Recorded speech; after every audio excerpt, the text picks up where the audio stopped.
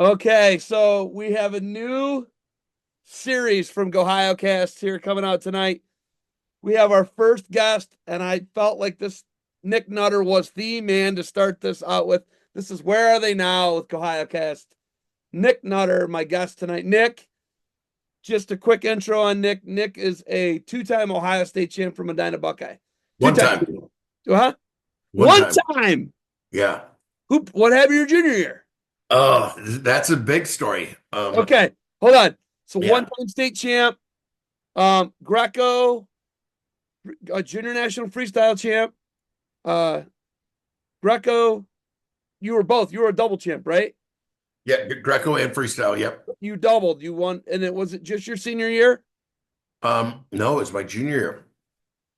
Did you Well, go? okay.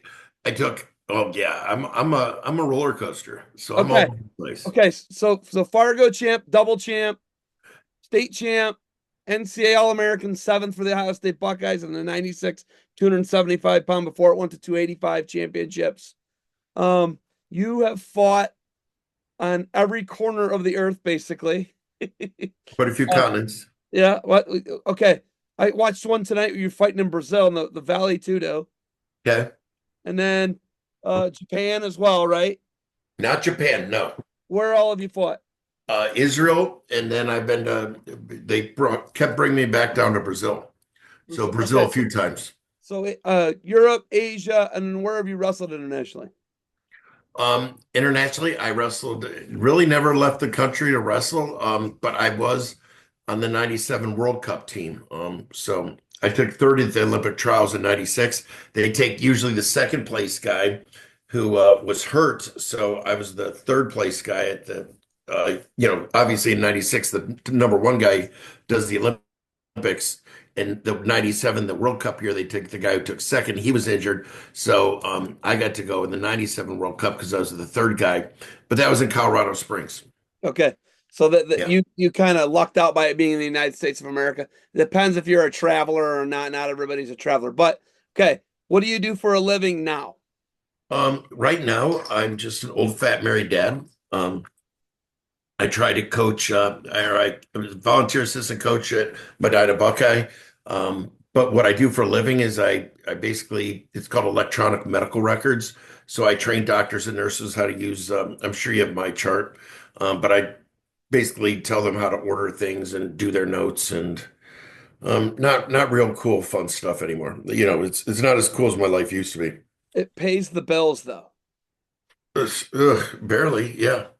That those are actually I just had my chart yesterday. I had to take my son for an x-ray. Um, so I'm very familiar with my chart, and it's on every major hospital system, whether it's Mayo Clinic, University UH, Cleveland Clinic. They all have to have some type of record system, and that's what Yep, you do. You do records. yep. I love it. Well, listen, I understand crunching data and doing IT is not face punching and Hmm. or sagging and or popping your hips, ripping people's heads off in headlocks. I understand that. Okay. But it's noble. It's noble and it pays the bills. Can we agree on that? It's noble and it's sometimes pays the bills. Sometimes, Yeah. usually, most generally pays the bills. Okay. Yes, you're right. All right. So now that I got you on roller coaster, let's talk high school. You were a Buckeye Buck in Medina County, Valley City. Were you a Valley City address? No, I was Litchfield, Litch. So So Litchfield. Okay. I went to junior high, or I went to all the way elementary and junior high in Midview High School. My dad was the head coach at Buckeye. Come senior year, he decided like he didn't want me wrestling for Midview because Midview wasn't that great. But if he was really going to, put his heart into it, he moved our whole family to the Buckeye School District. So my ninth grade year, I started at Buckeye. So you went to Midview K8. Yeah, yep. So you were a Grafton, Midview, Midview Midi. Midi, How yeah. far were you from the prison? We drove past it every day on my bus route. So That's wild. probably 8 miles. And it's on both sides of the highway. Was it then when you were a kid? Yeah. Yep. Wow, dude. That's wild. I can't imagine driving by because is it men on one side and women's on the other, or is it different It levels? was bad. I mean, this is in the maybe late 70s, early 80s. So it was just the Grafton Honor Farm. So really, they didn't have fences and stuff. Like it was like people working in hay, baling hay. It grew up a lot over the years. But when I was young, like in elementary, they weren't really dangerous criminals there. It was minimum security and it was like honor system, right? Yeah, yeah. That's There's no wild. real fences or anything. That's that's insane to me because Eric Burnett had his camps out on Indian Hollow out there. Oh yeah, And one night I was out there alone and there was sirens going off. There was a literal jailbreak. It's like a state penitentiary now. Not yeah. a jail. It's not an honor system No, system. It's not that anymore. Um, and I was there alone and they were like, I heard dogs. I was like, what is happening right now? yeah, And it was a literal, they caught the person, but I was on Indian Hollow Road. I don't know if you know the pie crafts, but that's where his yeah. barn was. And I'm out there alone. Sirens going on, your mind plays tricks on you. And we had no internet, so you can't look at your phone or anything Right, like right. that. What So, year is this?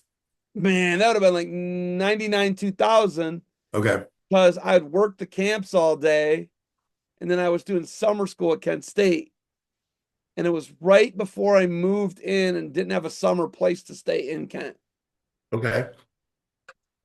So yeah, 99, 2000 probably. 2000 probably right around in there. But yeah, it was I always remember driving by there, but I did not know. Okay, so what is the age? How many kids? Jack Nutter's your dad. Jack Nutter was the head Yep. coach at Medina Buckeye. Jack Nutter coached me literally in Fargo. Okay. Because Fargo, when you did it, I want to say it was like Cedar Rapids, right? Um, one was it? Well, I did Fargo one year. My senior year was Fargo. The year before it was in Missouri.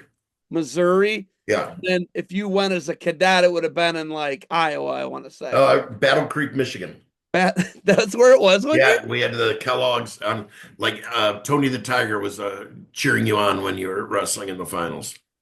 Oh my God. Okay, so you were at all the different locations then. You were like Yeah. four, but then you were the first year at Fargo, weren't you? Yep. First year Fargo was I think 92. 92. So you're a 92 graduate of Buckeye, right? Correct. Okay. So what were your placements at Buckeye? When did you really start to gain momentum and what's it like having a teacher, coach, dad? Okay. Good question. Um, Basically get to high school, the freshman didn't hit puberty. Um, Had some tough guys in front of me, state placers. Um, Had to cut down to 160 just to be varsity. When I'd wrestle and I'd win, and the ref went to raise my hand, I would only put it up a little bit because I didn't want the girls in the stands to see I didn't have armpit hair. So rough year being an upper weight, was 14-12 was my varsity record my freshman year. It was tough being a boy wrestling men. Sophomore year kicks over.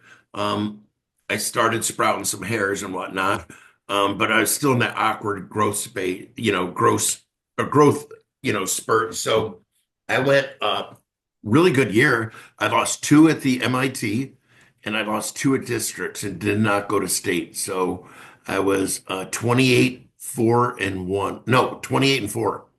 28 and 4 as Yeah, a two at sophomore. two at MIT, two at districts. What year, Did what not weight go to was that? state. What weight was that? 189. 189. Okay. So you Yeah. go from 60 to 189. You go from no testosterone to testosterone from freshman to sophomore year, correct? Yes, naturally made Yeah, testosterone, by okay. the way. Yeah, okay. Yeah, We'll, yeah. we'll, Okay. we'll get into that, Okay. but okay, so naturally made pubescent testosterone, Yes. boy to man, district qualifier, two and two at districts. Yeah. No, I lost some match to place. It was at Akron Firestone. They took the top five. The guy that I lost to, the guy that I beat in the sectional finals the week before, beat that guy to go to state. So just, that stunk. I choked. I choked in that match. So, but I didn't go to state. So It was very depressing. no state qualification as a sophomore, junior year at Buckeye. Okay, junior year, I roll in there. coming off, I did all the summer wrestling and I went to Cadet Nationals in Kellogg, or Battle Creek, Michigan.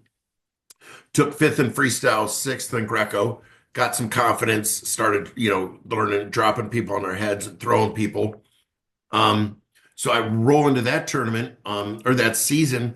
I lost one match at MIT to a guy named Kevin Uphouse, who's from Hilliard. I think he placed in Division 1, but um, yeah. So I went my senior year. I was 34-2-1. I lost one at the MIT, and I lost in the state finals. Now I said this is the interesting story. I was wrestling a guy from Ravenna Southeast in district finals. His name was Andy Dorn, and I technical fauled him 19-2 in the second period. Um, easy tech fall, just threw him all over. Second period tech fall.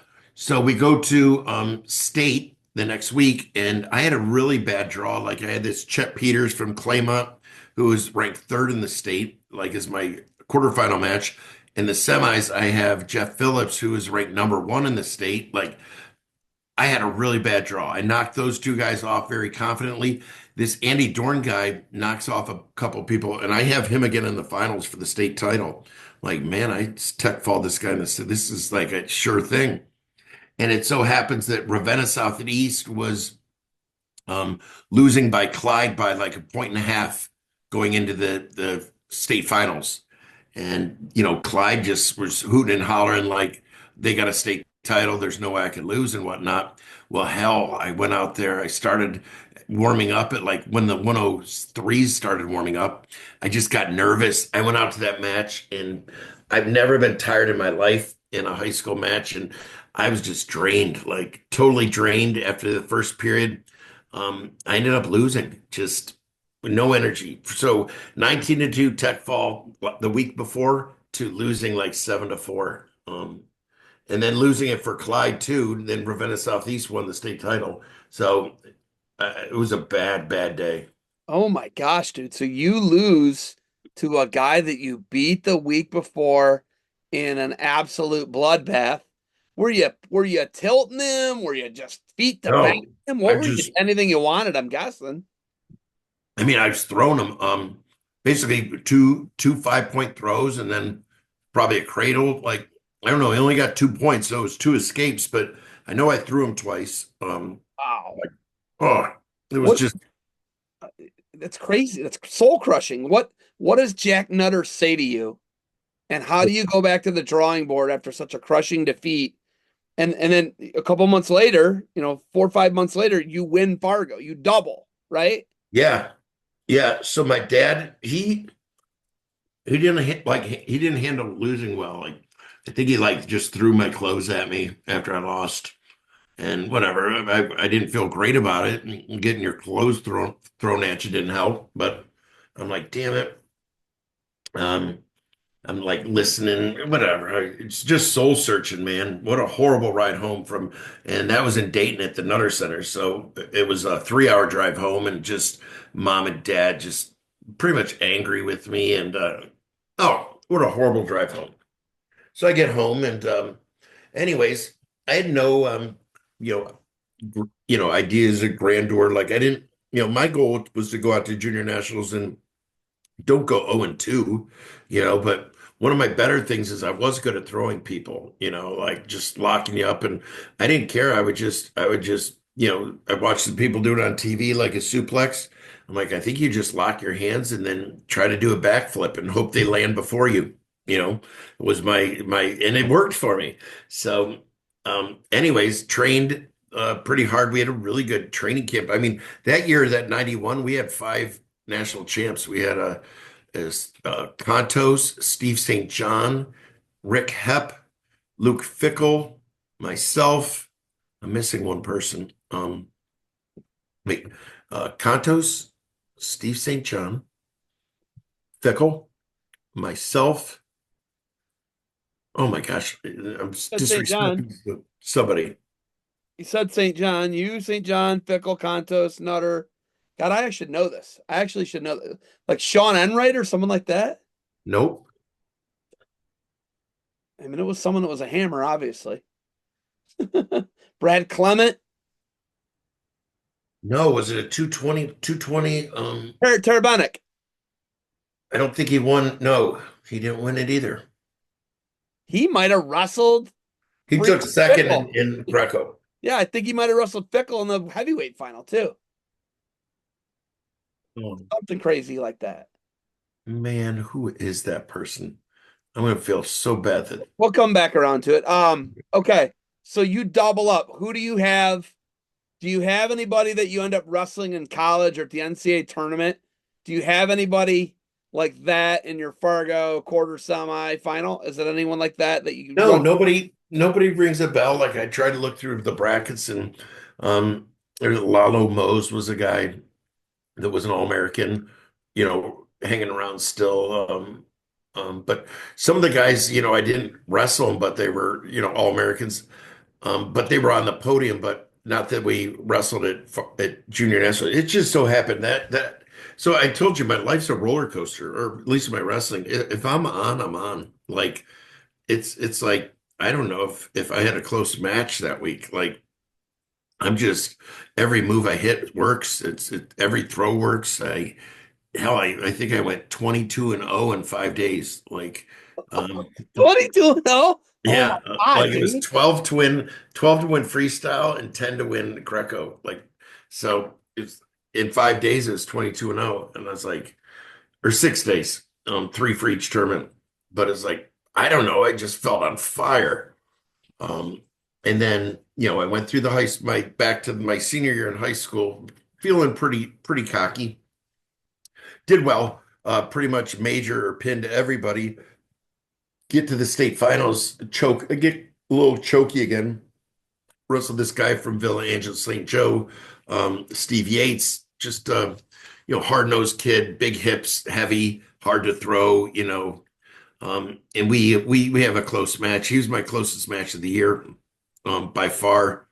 And then 2 weeks later, it was high school nationals. They were in their fourth or fifth year, and we roll out there, and I don't think I had any close matches there. I pinned or majored everybody through that tournament. It was Any amazing. major, once again, any major names that then come back around in college at that high school national bracket for you? Oh, I would love that. Okay, let me get back to you on that. I had a poster up here with all the good names like Ben Stout, or yeah, there was Stout from Clarion was in there. Oh, Um, Stout, his kids wrestle at Pitt and Princeton now. oh, really? Brian And Stout. Yeah, Brian Stout. They look like freaks. They're Greek gods. yeah, imagine that because he was pretty big. And he was a multiple time All American at Clarion. Yeah, he Pittsburgh beat me. guy. He beat me in college. Mount Lebanon, I believe, high school. Yeah, he beat me in college. Okay. But so okay.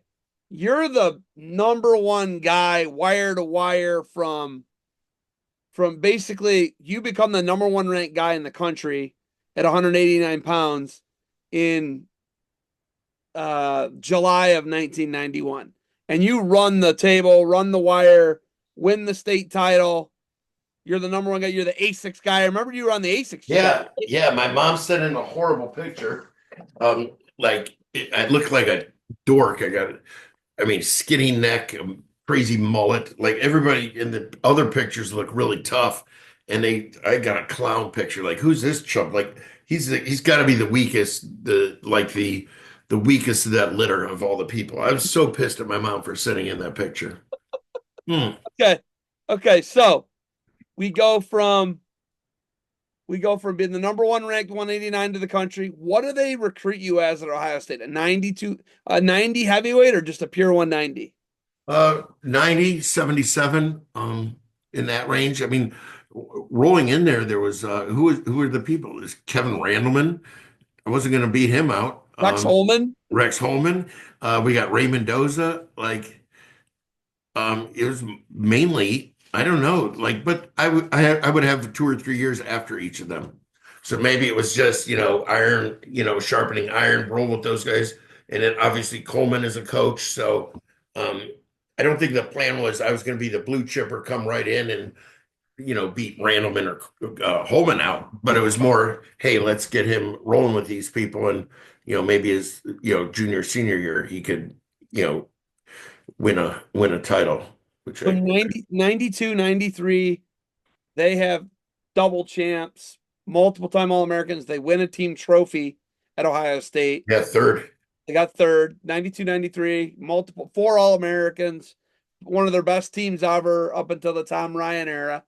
Um, and then you're there, you're behind these guys, right? Right. Working out with these guys. What is your redshirt freshman year like in the Ohio State room in Larkins?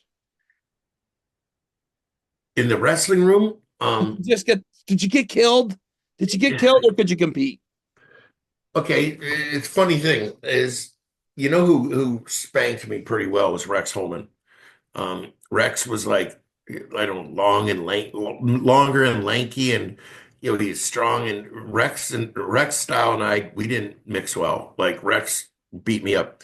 The one I did good against was Randleman. Like I had like the thicker hips and the body, the throws and stuff, and Randleman. And I when we wrestled, it was a good little tussle, but you would think everybody's scared of Randleman with his big explosiveness in his throws and stuff, but I don't know. That was like right up my alley. So Randleman and I had good goes, but just even other people that I think the whole thing is when you're a freshman in college and you're the blue chip and you're smashing everybody. What's frustrating is like you'll wrestle a guy who like took fifth in the state 4 years before you. I'm like, oh, dude, I'm gonna smash this guy. He took fifth in the state, but no, he's been wrestling college guys for 4 years. So I wrestle him. I'm like, damn, I can't even take this guy down.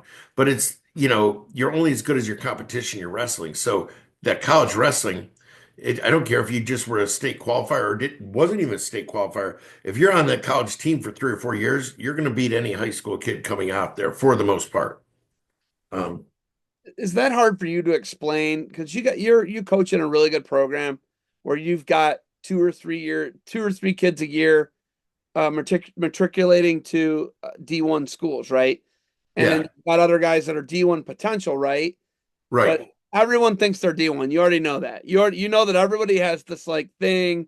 Either their parents think they're D1, Yeah, someone yeah. thinks they're D1, and you were the biggest fish. You were the number one guy in the country. You were the Fargo champ, double, and you go there and look who you're behind, right? How Right. how sobering was that for you, or did Jack your dad prepare you for that? Um, you know what? Growing up, I mean, everything I had like was Ohio State, like brainwashed. Like my blanket was Ohio State. It was just to have the option to go to Ohio State. I knew I was going to sit back, obviously a redshirt year, and then we'll see what happens. The other year because I would still Rex and Randleman would each have another year. So okay, let's say I'm a three-time national champ, which Lord knows I wasn't, and I had a lot of fun in college though. But maybe didn't wrestle as good as I could have, but I did have a lot of fun. I promise you that. But I thought, well, I'll let Randleman and Holman win theirs. I won't bump them out and ruin their day. So I was thinking, all right, I'll be satisfied with three national titles is what I was thinking. And yeah, the plans changed a little bit, but my dad, I don't know, preparing me for that. He was sort of good. He just said I almost felt like it was I didn't have an option. I was going to Ohio State. Now I'm recruiting to Penn State and Minnesota and Indiana and Cleveland State. But everybody sort of knew I was going to Ohio State, just as brainwashed as a baby to do so. Okay, so my favorite athlete of all time. Random. Yeah, yeah, Look at that. Do you see what that is? yeah, You yeah. see what that is? Wait, now let me see that. Yeah, two-time NCAA That's champion. his signature. This is Yeah. this is a I got the PSA here. Oh, That's a real wow. piece. That's a real piece that I got off the internet. Oh man, I've got a lot of Kevin Randleman stuff here in my office, And and I what's funny is just him in that picture, like with his arm weight. Yep. Okay. Right there. Like in boxing, we'd say, hey, keep your hands up. Don't drop your hands. Randleman's like, fuck it, I'm gonna drop my hands and knock this guy out. Just there in that wrestling picture. Don't reach, don't reach. Randleman would be like, fuck it, I'm gonna reach and still drop you on your head. Yeah. Like what you gonna do about it? I It's love Bart that. Selsovic. Yeah, Bart yeah. Selsovic. That dude's a stud. Right. Right here. What are you gonna do? I'm gonna raise my hand up here. Go ahead, shoot, and I'll still take you down and pin you. I love it. Love it. What you gonna do about it? The rules, and now listen, man, I know this sounds weird. The laws of physics and the rules of the sports that you and I that you're talking about, right? Like sport of wrestling, it's here, right? Hmm. No, I don't need to do that, right? Right. The rules and the laws of physics didn't seem to apply to Kevin Randleman. No. I mean, look at them in the UFC fights. His hands were powerful, but his mechanics and everything. When you watch, you're like, I mean, if a boxing coach watches Kevin Randleman punch, they got to be like, man, this guy's got a lot he can fix, a lot he could have cleaned up in his Oh game, yeah. And there right? was a Like lot they could have cleaned up. it's great. All the Hammer House fighters, there's a lot to clean up. Correct. And then obviously when we look at Hammer House, the big detriment to the Hammer House, besides maybe lifestyle, would have been the headbutt getting taken away. Was just it really crushed you guys. Yeah, the headbutt taking away and the wearing gloves hurt. That and like you said, the lifestyle maybe, but just the maybe the bullheadedness. Like, hey, I'll tell you what. Here's the game plan. I'm going to take you down and smash you, and there's not a damn thing you could do about it. And to be so stubborn to think that you're going to do that to everybody, and I think that was a big downfall of the Hammer House is just it was going so well for so long. Like, I mean, we thought we had the easy recipe. Well, Couple, everybody evolved. Everybody yeah, evolved. yes, exactly, Your point, everybody evolved. exactly. They learned. Okay, so here, Wes, one of your actual teammates. Hmm. Wes played high school basketball. Right. Wes Sims played high school basketball. Wes Sims figured out basic jujitsu, basic wrestling, get your hips back, sprawl, and he's 6'8". That's Yeah. hard to deal with. That's hard to do. I don't care if you're Kevin Randleman. I don't care if you're Mark Coleman. If you're Nick Nutter and you're blue chip prodigy, you're still gonna have a hard time picking a 6'8" guy up who knows how to get his hips away from you.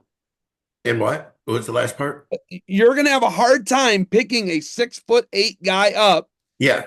keeps his hips way back, Yeah. And and can punch, kick, and knee and elbow. yes, yes, he did have long arms, the reach and everything, and he did study jujitsu more than any of the other Hammer House guys. So he was good at tying us up, like just not that he's going to submit us, but he did.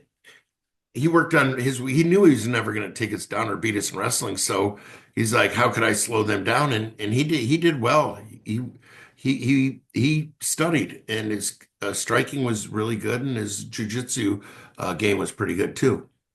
So okay, you're behind Kevin Randleman, dude. I could fanboy all day about Kevin Randleman. That's like if there's one guy who I'm like cuckoo for Cocoa Puffs over, it's Kevin Randleman, right? And God rest his soul, rest in peace, right? Great guy, right? Great guy. Ran Yeah. into him in Vegas at the fights at Hard Rock one time. Went out with him all night. My wife met him. It was awesome, man. Oh And yeah. then Kevin died on February 11th, 2016. My son and Kevin passed in the night. My son was born February 12th Oh, at like 1:45 in the morning, right after Kevin had passed. wow. So and then I'm from Northwest Ohio, from the Sandusky Bay Yeah, Area. yeah. So and I just grew up watching the highlight films, right?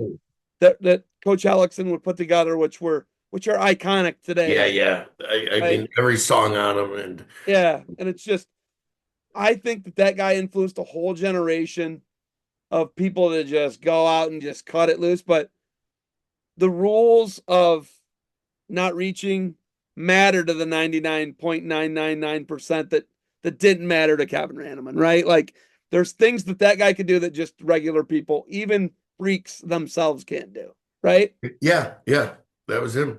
Like, and you know what? He always stepped up and he performed. There was no such thing as random and choking. In a big situation, he stepped up you know, looking at like Crow Cop, yeah, in Crow Cop or Emor Fedor Emelianenko, like dropping him on his head. Like Randleman was a showman. Like he stepped up and put on a show. And it's not like, some people get a big nervous and they calm, they take like a conservative route. No, Randleman was like, hell no. I'm gonna fuck this dude up, and I'm gonna drop him on his head. Like Randleman just he was a performer. Put the pressure on him, and he will do good. Did they make a more perfect physical specimen that you've seen? You've fought a lot in Brazil. They got a lot of freaks down there. Have they made a more, I mean, humanity, right? Like, Right. have you seen in your life and all your travels and all the wrestling and all the fighting a more physically gifted person than Kevin Randleman? I mean, the debate is out, like Randleman or Nick Nutter. You know, I, I tend to think that Nick Nutter had some attributes, but I would probably give Kevin the edge. He might have he'd maybe a little leaner in that stomach area than I was, maybe a little faster. Yeah, yeah, maybe. Okay, I'll give Kevin the edge. You giving him the edge. Okay. Yeah, okay. Look, No, he look, could have been he could have been a pro bodybuilder. Like his symmetry and his muscle definition, like everything was perfect. Like I did I'm going to send you this link. I did a nice little tribute to Kevin on YouTube a couple years ago, but I'm going to send it to you. But I was like, when God made like sculpted the perfect person, like you're going to love that because I sort of brought that up in this, remembrance speech of Randleman. And if you've never seen it, you're gonna love this speech that I'm gonna send you afterwards. so yeah, I mean, just and hey, what a nice guy. Oh, What a nice, yeah, a nice, genuine, nice human being. yeah. And a bum is there and he's cold, and Randleman gives him his jacket, like his Ohio State Letterman's jacket. I'm like, dude, you can't do that. And whatever, Randleman does it. Like that's in that story. You're gonna love that story if you're a Randleman fanboy.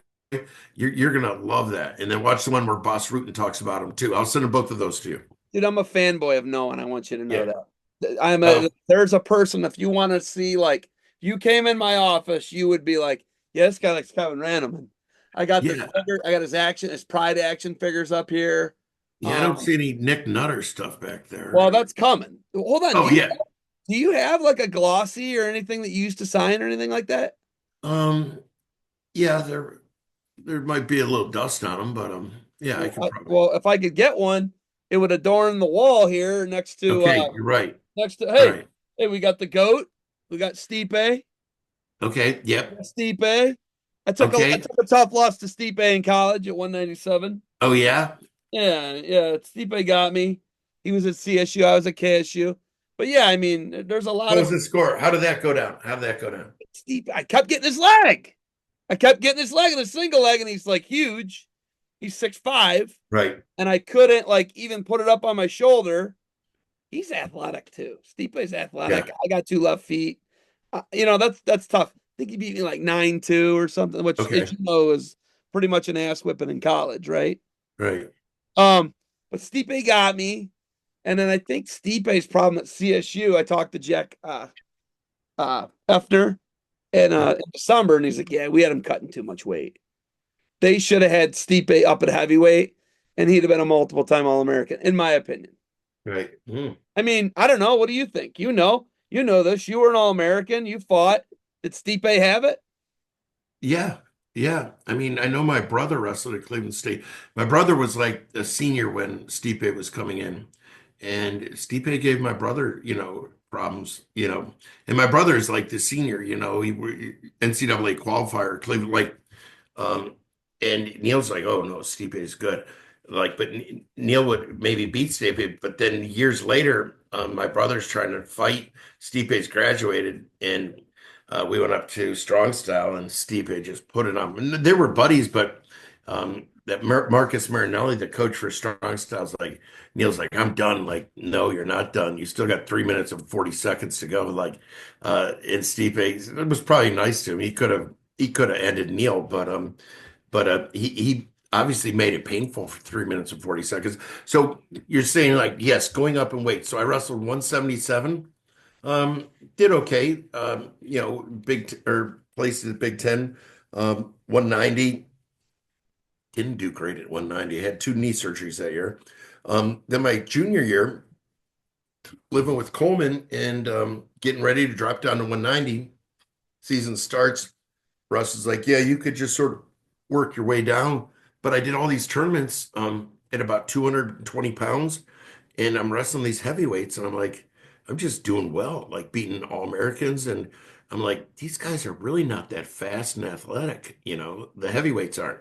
Like, I could just, even if I can't take you down, I'm going to and I had Mitch Clark as a training partner, so I'm really good on top and I'm really good at getting away. But my thing is, I'm just going to get my minute riding time and make sure I get out in 30 seconds. Like I won so many matches 2-0 at heavyweight. So I think, and there was many people that went up to heavyweight as a little heavyweight and did really good. You got to take advantage of them, of your athletics. And if you have enough strength and you're athletic, you could beat a lot of the heavyweights. I think that would have been a great idea for Stipe to do that. Yeah. Okay, so let we so we I love this. I love meandering. I love talking Kevin Random, and I love talking Stipe. But back to your freshman year, your red shirt. Did you compete at 77 as a freshman at Ohio State in opens? No, I wrestled 190. You were 90 as a freshman. Next year, as a redshirt freshman, you're competing at 77 then? Yes, went down to 177. We had this big master plan that I was going to go down to 77. Rick Berlinski was going to cut down to 190 from heavyweight. And I forget how it worked out. Maybe, yeah, Mitch was 167.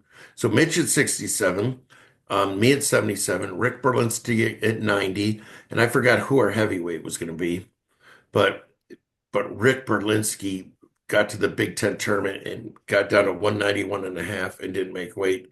So it sort of threw a bomb in our whole plan. But Rick was a match away from being an All-American at heavyweight when he cut down to 191 and a half, but he would have done really good at 190. But that was the plan. Like, Nick, you go down to 77, Berlinski to 90. So, yeah. But I did pretty good at 177. Did you qualify for the I NCAA? did. Russ is going to hate this one. So, or you'll like this one. Never been disqualified in my life in any tournament. Don't think I ever had a team point deducted in my whole life. I'm in the Big Ten tournament, wrestling for third and fourth against a guy named Jesse Rawls from Michigan. He beat me in the very first round of the tournament. Um, Got really frustrated me. I couldn't escape, and I'm really good at escaping. Well, um, match rolls around, and I finally get top on him. So he hits a stand up, and just maybe I was a little upset. I decided to just do a belly to back suplex and drop him on his head, which I did. And ref stops the match. The ref was Wade Shallis. Oh, Um, Wade Shallis stops the match and says, "No, illegal move, unsportsmanlike conduct." He hits me for a team point or gives him a point. I swear to gosh, the guy hits another stand up, and I don't know what got into me. I'm like, I'm gonna rip it again. I grabbed him, back to belly suplex, dropped him on his head, kicked out of the tournament, took away all my team points. There's nobody standing on the fourth place podium at the Big Ten tournament that year. Basically, so was I going to nationals? Yes. I got kicked out of the Big Ten tournament. Nobody took fourth. They took all my team points away. We went from like fourth or fifth in the Big Ten all the way down to like 10th or 11th. Russ was not happy with me on that ride home. dude, you're such a jolly, happy, jovial, funny guy. I know. I know. So that's weird. And then watching you punch this poor Brazilian in the face till he tapped the pad, tapped the mat was odd to me as well. That one's different because I feel like we shook hands. Okay, I feel bad about Jesse Rawls, and I've wanted to reach out one day and apologize to him, but I think he might hate me so much that he I don't know. It's probably better if I just let like not talk to him. But if he ever listens to this, I am sorry, and I have that's one of my big regrets is slamming Jesse Rawls, who was he won high school nationals too. He was a real good wrestler. Um, so yes, I regret that. But in the fighting, my thing is I give everybody a hug before the match. I will hug you and we'll have beers afterwards.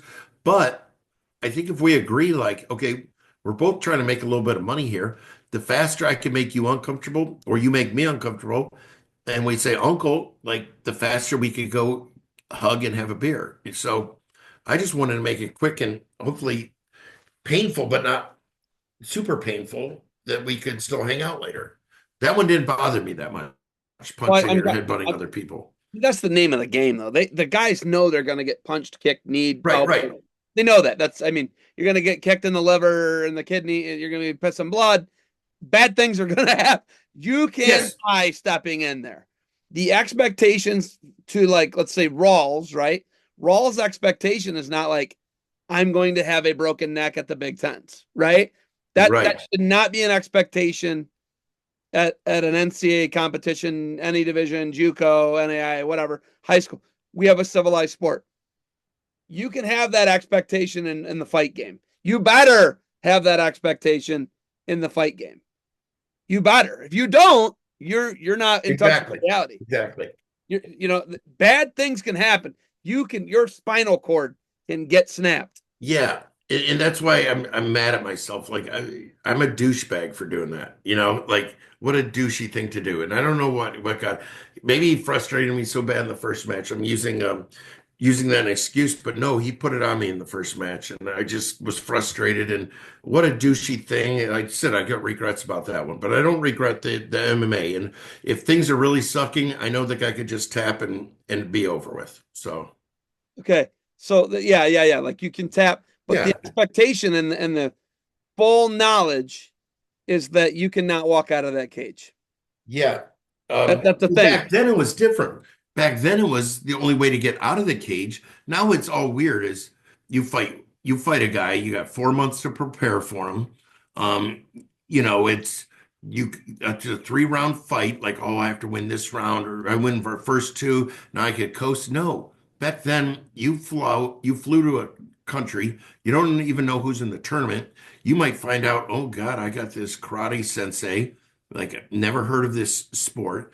They lock the door, and the only way that door is going to open is either he taps, you put him to sleep, or the referee pulls you off. Like the door doesn't open until, so you got to finish a fight back then, which is totally different right now than the sport is right now. One, I don't know who I'm fighting, and if I win, I got to fight again that night. Maybe I could watch a little bit of what he did against the other guy. And if I win that one, I got to fight another guy in the finals. And the only way those doors open is if you end the fight. Like, and nobody finishes the fight now, like too often. Everybody's playing the point games or whatnot.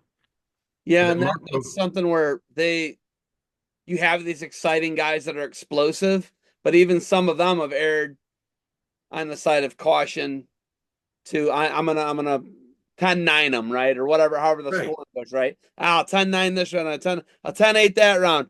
And then there's takedowns still, and then there's how much you're throwing, how much you're landing. They're doing so many more analytics compared. You had to fight multiple times in a day. How about that? That's wild. Um, we'll come back to the random and Grand Prix, but I want to finish with so so just to be clear on 177, you would have qualified. You Yes, did not qualify because you bombed the dude twice. yes, yeah, You would have made the NCAA tournament. yep. You would have had a bid. Already there, already on it. Bid, but the Top, bid got top, taken because you top got six went. Top six went. I was supposed to take fourth, but nobody took fourth. so the seventh place guy went. Yeah. Unbelievable. Yeah, he owes me a beer. I forget who it is, but he owes me a beer, dude. Okay. You go up to 90 your sophomore year, right? Yep. Mitch go up to 77, or is Mitch at Yeah, 60? Mitch went up to 77. Yep. Okay, so Mitch goes up to 77. You go up to 90. Talk to me about 90 in your third year. Uh, not a great year. I got two surgeries, like two meniscus surgeries that year. I don't know. I didn't feel it was a bad weight class for me. I didn't feel okay at 177. I felt strong, At 190, I felt weak and I didn't feel strong. It was not a good weight class for me. And I don't know if it was the injured, the knee injuries. I was cutting weight. I couldn't really lift. Yeah, a horrible weight class for me, 190. I I didn't qualify that year. I went to Big Tens and did not qualify. Okay, Really soul searching after that year. so to be Um, fair to you, however, how many you had multiple knee surgeries? yeah, I had two that year. The groove, you just didn't have the groove. You weren't in the groove, man. You weren't feeling it. Yeah, I just felt weak. I didn't feel strong. Like everybody felt stronger than me at that weight class. Well, So 77, I felt strong. so you don't qualify in your third year. It's an injury riddled year. Fourth year, redshirt junior year. What weight are you in your fourth year? So over the summer, Mark Coleman gets in a fight with his girlfriend and she kicks him out of the house. And Coleman's, just sort of, I had two other roommates. Coleman just sort of bullies his way in. He's like, Nutter, I need a place to stay. And I'm like, I got to talk to my roommates. Like, they'll be all right with it. I'm like, okay, what am I going to do? Say no? So Coleman just drives over with a pickup truck's got a bed in it, throws it into a room, and moves into our house. And my roommates were pissed at first. They're all like best friends now. But so that's living with Coleman and going on Coleman's training, like he's lifting, every single day and wrestling. Like, I'm like, wow. So he's like, if I'm going to live with this guy, I'm going to make him good. Like, so I think that was a big change is just my mentality about how important lifting weights was. And he's like, you don't need to be small. You got to get bigger and stronger. That's why I started the year off at heavyweight. The old Nick would have tried to maintain right around 205, 206, so it was an easy cut. But Coleman's like, fuck that. Let's get 235 and then bring it down and whatever. So that was a big change, and I felt good at heavyweight. So at that point, your fourth year, you're doing the heavyweight thing. You're thinking of you're flirting with going down to 90, but you're too big at this point. You're 230, 235, right? 220. I always weighed in at 222.2. If I had a cut weight, if I weighed 222.8, I would hit in the sauna. If I weighed 221.4, I would drink water, but it was like what's it called? Superstition. I'd always make sure it was 222.2 on the scale. Okay. So you get to heavyweight, you start to make some noise. I saw you were is this 96, by the way? 96, yes. Okay. So you're the 12 seed. What do you take? You're the 12 seed at the NCAAs. What what did you place in the Big Ten as a small heavyweight? Oh gosh. I took fifth. You're fifth in the Big Ten. Yep. Did Richardson win the weight? No, I beat him for fifth and sixth. And then he beat you in the consies at the NCAAs. Yeah, yeah. So I beat Richardson at the Big Ten tournament. Matter of fact, I lost to him earlier in the tournament. My two losses at that tournament were Richardson, or um, who was my other loss? So it was like who won it was like Tony Vaughn and Billy Pierce were like first and second. Um, forget maybe Jeff Walters was up there. Um, Jeff Walters the champ. Jeff He Walters won the NCAA. Who was won? it? Did he not win the Big Ten? No, he took third or fourth. Nebraska Tully wasn't with you yet because they were in the Big 12, Yeah. the Big Eight at that point. Yeah, I think Walters took fourth at the Big Ten tournament. Oh my God. Yeah, Tony Vaughn won it. Billy Pierce. Billy Pierce win it, but win the Big Ten Yeah, no, Tony Vaughn won it. from Purdue. Purdue. Yep, Tony Vaughn, Billy And then Pierce, didn't place, Seth Brady, Jeff Walters, myself, um, and then Richardson. and then Vaughn doesn't place at the NCAAs. No, Richardson beat him in the match to place. Blood. That's the blood round match. Yeah. Oh Hmm. my God. I'm And looking at the Vaughn blood took round third in the matches country right the year now. before. I'm looking at the blood round matches right now. You ready? Yeah, Here they are. let's hear it. These are pretty good, dude. All right. You had to beat Brady from Illinois. Yeah, he took third at the Big Ten the week before. You had to beat Brady from Illinois. Richardson beat you in the Concy quarter then. Then you went for seventh and eighth. Richardson beat Vaughn 6-4.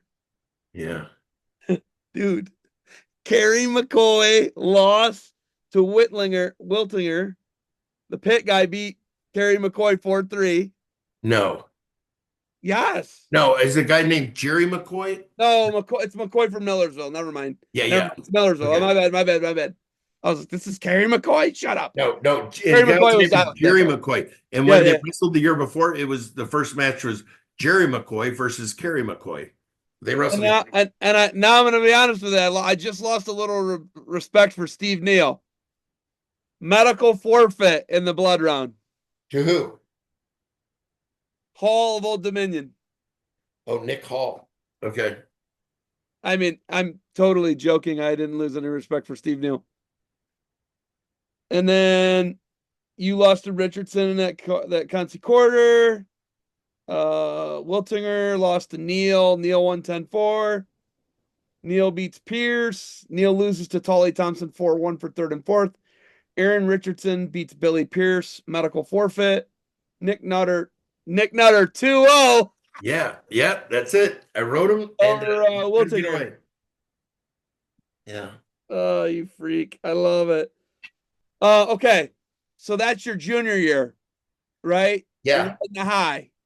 What happens your senior? What happens in 97? Okay. 97. Year starts off good, had a good summer. Went to the first tournament. Me and Mitch went up all by ourselves. As a matter of fact, we spent the night at my dad's in like New Philadelphia. We went to the Slippery Rock Open. Um, Mitch won it. I was wrestling a guy from Duquesne and semifinals, and my knee popped, like pop. I'm like, oh, that sucks. So tried to keep wrestling a little bit, and then I just said, no, that hurts. I injury defaulted. Get back to Columbus, and I'm like, man, my knee hurts really bad.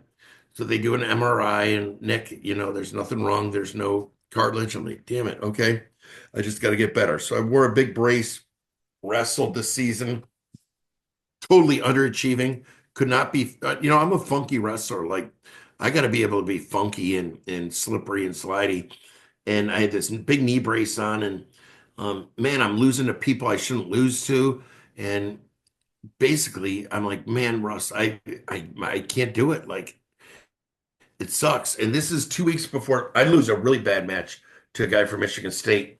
And they pull me in like after the match. I should have made your decision, this guy. And they're like, okay, Nick, we're going to cut in there and see what we find. Like, this is 2 weeks before the Big Ten tournament, like our last dual meet of the year. Like, we're going to see what we find. So they did the surgery and they said, oh, the MRI didn't show it. You did have torn cartilage. So I'm like, son of a bitch. So, anyways, they cleaned it out. And, anyways, I felt amazing. Like, my knee could move. I didn't have to wear that brace. So I was wrestling. I think I had surgery 13 days before the Big Ten tournament, and I went to the Big Ten tournament. I lost to beat my got to the semifinals. I lost to Kerry McCoy, like in a good match, 6-4, 6-3 in the semi. Maybe you're gonna fact check me, probably, but okay, please don't, because you probably I'm not beat me gonna. I'm not gonna. 17-2 or something. No, it was like 9-4 or 6-4 or something like that, but kept it close.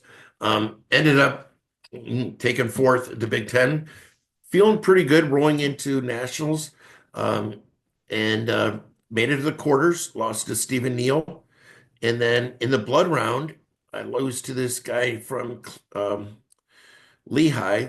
I forget his name, but anyways, he took me down right off the bat, and it totally screwed up my game plan.